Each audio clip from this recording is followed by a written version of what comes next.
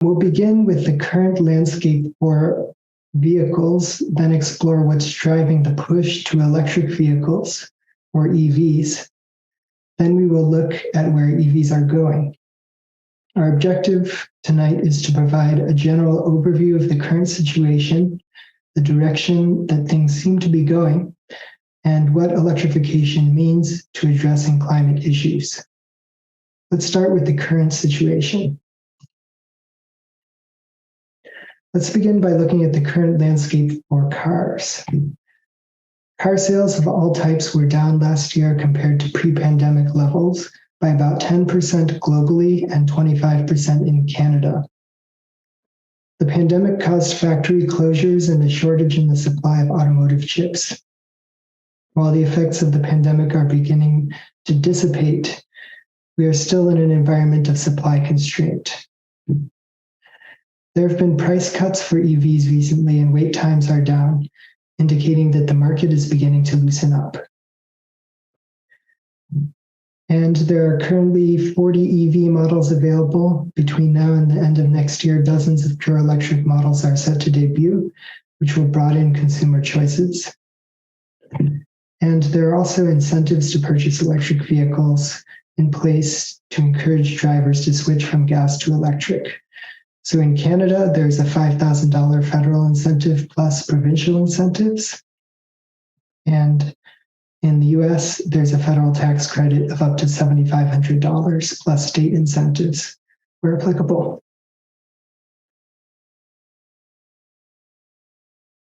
So where are we with respect to global electric vehicle adoption today? Just 3 years ago, global EV sales were around 3 million per year. Now they are over 12 million per year and represent 13% of the new vehicle market. As you can see here in this graph, they've increased dramatically. And what about in Canada? Canada's zero-emission vehicle registrations are now 10% of new vehicles, and 10% is up from just 3% 3 years ago, tripling in market share in 3 years. So it is safe to say that electric vehicles are rising rapidly in popularity in Canada too. And I should say the same is true in the United States. So what's driving the push to EVs? Consumers and governments are recognizing that there is a need to reduce carbon emissions, which have never been higher than they are now. According to the United Nations, the last decade was the hottest on record, and we can expect more severe and destructive storms, increased drought, rising ocean levels, and loss of species. The UN states that climate change is, quote, the single biggest health threat facing humanity, contributes to a global rise in hunger, and increases the factors that put and keep people in poverty, end of quote. As climate change worsens, the interconnectedness between the environment and human well-being and the need for action is becoming clearer to many. Air pollution. So EVs have no tailpipe emissions and therefore offer a solution to air pollution. The government is aware of the costs that air pollution imposes on society. For instance, Health Canada estimates that 14,600 premature deaths in Canada per year can be attributed to it. Cleaner air means less asthma, heart disease, and cancer. So less pollution from cars and trucks isn't just a win for the climate, it's a win for our health too. Another factor driving the push to EVs is the price of gasoline, which can be volatile. A AAA survey taken last year found that gas savings and concern for the environment are the key drivers of interest among American consumers in buying an electric car. There are geopolitical consequences of energy dependence. So the second and third largest oil producers after the United States are Saudi Arabia and Russia. Their influence over the world's energy supply gives them influence that they otherwise would not have if vehicles were powered by batteries and renewable energy. So global security and electrification are linked. We saw that in Europe with the invasion in Ukraine in particular. Technological advances have made EVs more capable, durable, and affordable. A decade ago, the only mass market electric vehicle for sale could go a maximum of 120 kilometers on a charge. Today, the majority of EVs go over 400 kilometers per charge, which is about 250 miles, and can be driven long distances on road trips. The price of batteries has come down, and new technology has improved their longevity so that today's EVs normally come with a battery warranty of 8 years or longer, giving consumers the confidence they need to make a purchase. And consumer satisfaction with EVs is high. AAA's survey of electric vehicle owners revealed that 96% of EV drivers say they would buy or lease another electric vehicle next time they were in the market for a new car. So looking more closely at the carbon reduction motive for purchasing an EV, globally, transportation accounts for a quarter of greenhouse gas emissions, with automobiles and trucks causing the majority of them. According to a US study of EVs by the Union of Concerned Scientists, over their lifetime, electric cars produce 52% less greenhouse gas emissions than gas cars, as you can see on this bar chart. And electric trucks produce 57% less than gas trucks. The study considered the manufacturing, operating, and disposal emissions of both vehicle types. It also considered that 60% of the US's electricity comes from gas, oil, and coal. In Canada, less than 20% of electricity is generated by burning fossil fuels. So driving an electric car in Canada would typically result in an even better emissions profile than this US study shows. There is also the potential to make EVs greener than they currently are by using cleaner sources of energy, improving vehicle manufacturing, and designing and selecting more efficient vehicles. As a whole, the share of the world's electricity from low carbon sources is increasing with the increasing use of renewable energy, making electric vehicles powered by renewables a beneficial strategy for addressing climate change. And it should be noted that there are greener alternatives to purchasing a car, whether gas or electric. These greener alternatives include walking, cycling, and taking public transportation if these options are available where you live. So now that we've discussed the current landscape and what's driving electric vehicle adoption, let's discuss where we're driving to. So where are EVs going, the trend? Western automakers have ambitious sales targets and are investing hundreds of billions of dollars in making the switch from gas to electric. A Reuters analysis of 37 global automakers found that they plan to invest nearly $1.2 trillion in electric vehicles and batteries through 2030. And you can see here are some examples of specific manufacturer targets.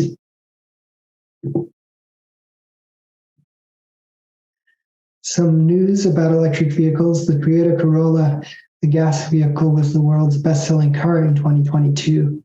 It's an indication of the momentum that EVs have, though. For the first time ever, an electric car is at the top of the charts. In the first quarter of 2023, the world's best-selling car was the Toyota Tesla Model Y, all electric. Here are some other headlines. VW is investing billions in creating a battery gigafactory in Ontario. GM is preparing to launch 7 new EVs this year.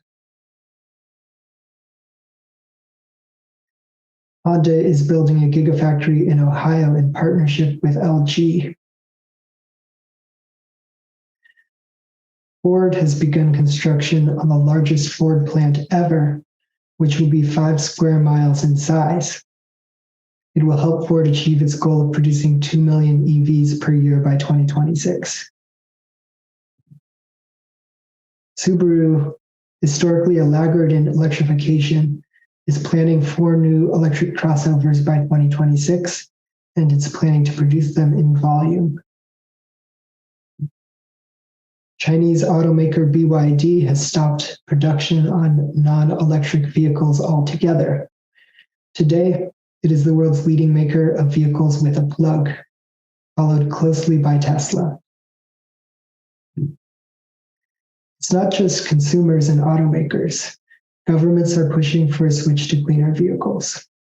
Earlier in 2023, the EU gave final approval to a landmark law to end sales of new carbon-emitting cars in 2035. Canada also recently issued regulations to switch to plug-in hybrid and all-electric vehicles only by 2035. In the US, billions of dollars in investments in manufacturing, charging infrastructure, and incentives are being made as a result of the Inflation Reduction Act. Also, state governments are implementing rules which phase out sales of cars without a plug by 2035. The California Advanced Clean Cars 2 rule does this in California and has been adopted by 6 other states at present, with more likely to follow. And governments are using their purchasing power to propel the transition. 10 transit organizations in Quebec are joining together to purchase 1,229 electric buses that will reduce greenhouse gas emissions by 930,000 tons. The city of Ottawa, I should mention, has concluded a successful study of electric buses and has approved a procurement of 350 to transform the OC Transpo fleet and curb greenhouse gas emissions.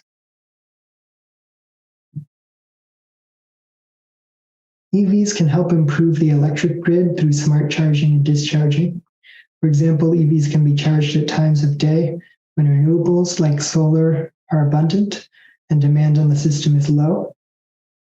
And EVs will soon be able to discharge their batteries during times of peak energy demand, helping support the electric grid, preventing the dirtiest generators from coming online, and potentially even earning revenue for their owners. And as you can see in this article here, EVs can provide backup power in the event of a power outage. In this picture, school buses are being used to power an emergency relief center in Prince Edward Island. Similarly, a growing number of passenger electric vehicles now offer backup power capabilities for the home.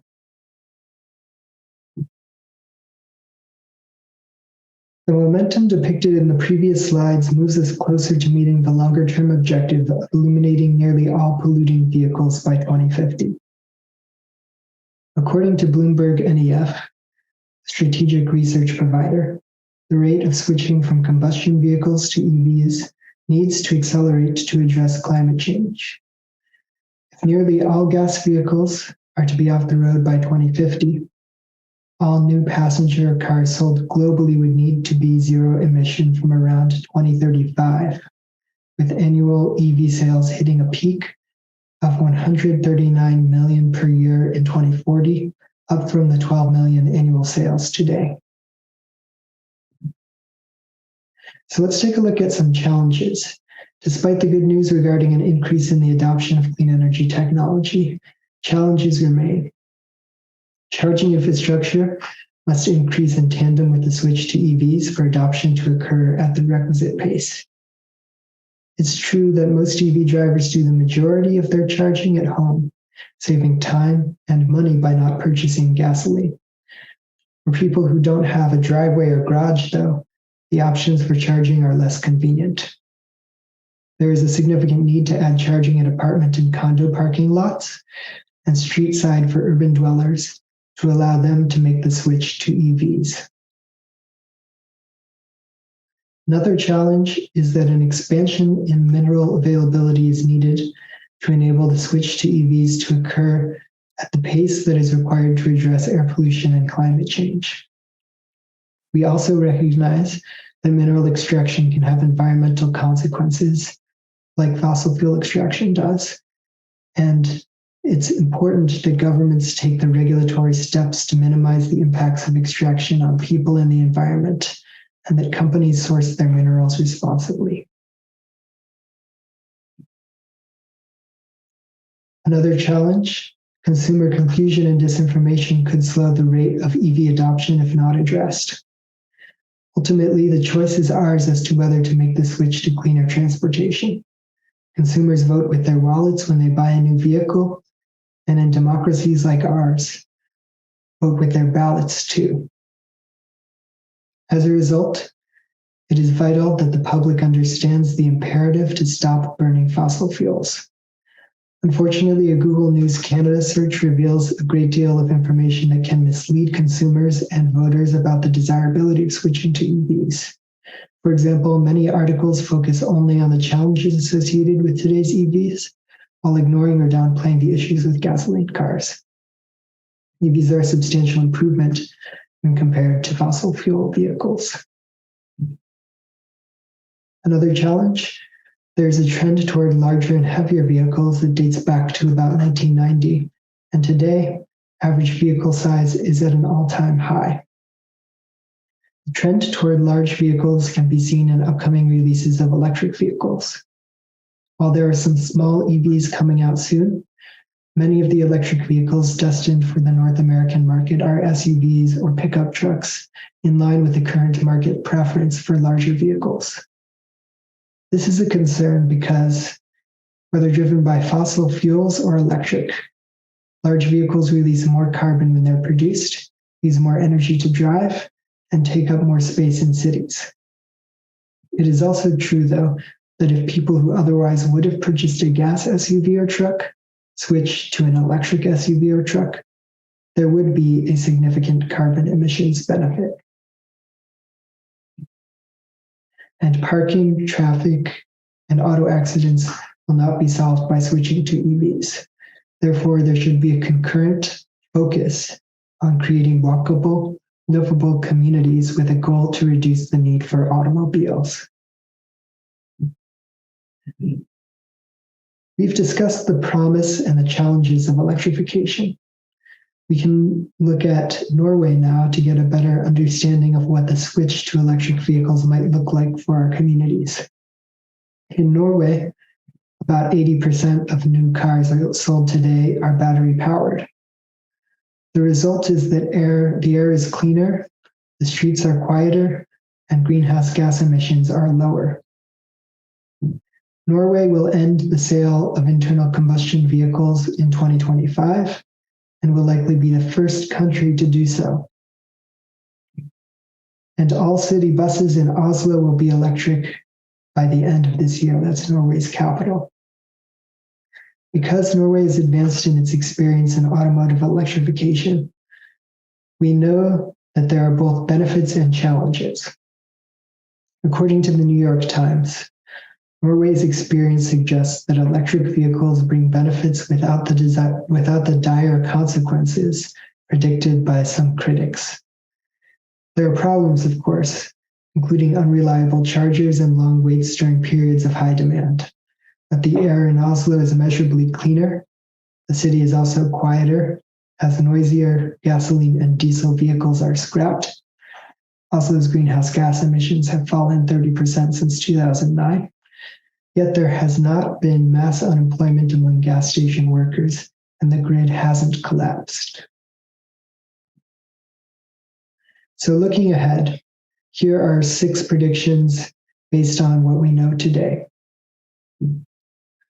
With the numerous benefits of electric vehicles and the imperative to address climate change, consumers, automakers, and policymakers will continue the shift to EVs, and sales are likely to continue to surge globally. More models and types of EVs will become available soon. The purchase price and capabilities of EVs will continue to improve as further advances in batteries are made, and greater economies of scale are realized. We recommend looking at the total cost of ownership to get the most complete financial picture of how EVs compare to gas cars, rather than the purchase price. However, we also understand that when the purchase price of an EV is lower than a gas car, it will be a no-brainer for the consumer to go with an EV. The used EV market will expand, offering low and moderate income drivers more choice. Battery technology will evolve. Universities, battery companies, and automakers are currently developing battery technologies that aim to enable even longer ranges, lower cost, better energy density, and longevity. More battery recycling facilities will come online. In 2022, the largest EV battery recycling facility in the EU came online, enough for all of Norway's batteries. The facility is able to recycle 95% of the materials used in battery packs. In the US, a new battery recycling plant in Georgia just came online earlier this year with a capacity more than double that of the EU recycling plant. Thank you. For more helpful information, please visit mycarbongoals.com.